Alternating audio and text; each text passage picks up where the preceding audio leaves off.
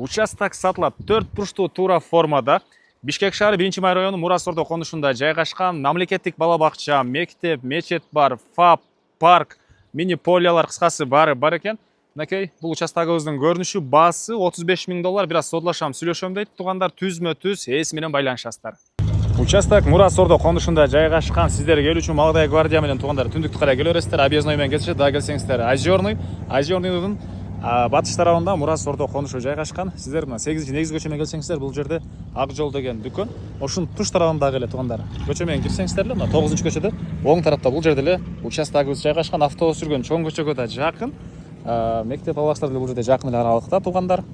Мынакей туугандар, бул участогубуздун көчө тарабы 9-көчөдө 21-даректе жайгашкан. Центральный автобус жүргөн көчөнүн кийинки эле чыгыш тараптагы 1-көчө болуп калат. Кенен көчөлөр, караңыздар, электр энергиясы, суулары бар. Курулушту кылгандан кийин киргизип алуу керек. Участоктогы 4 бурчтуу туура формада тегиз түз алгандан кийин каалагандай планировка менен үйүңүздөрдү салсаңыздар болот. Документ колдо сразу эле оформление кылып берем дейт. Чек арасы боюнча айтсак туугандар, караңыздар.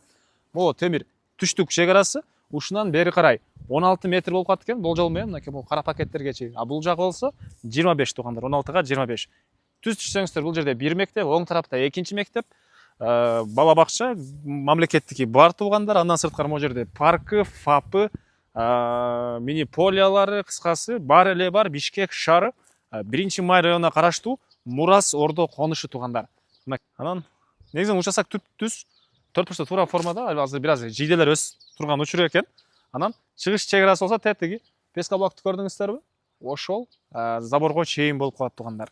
Баасы болсо туугандар $35.000 сурап атыптыр. Дагы содлашам, сүйлөшөм дейт. Номери 0221 507 604 туугандар. Түзмө түз ээси менен байланышасыздар.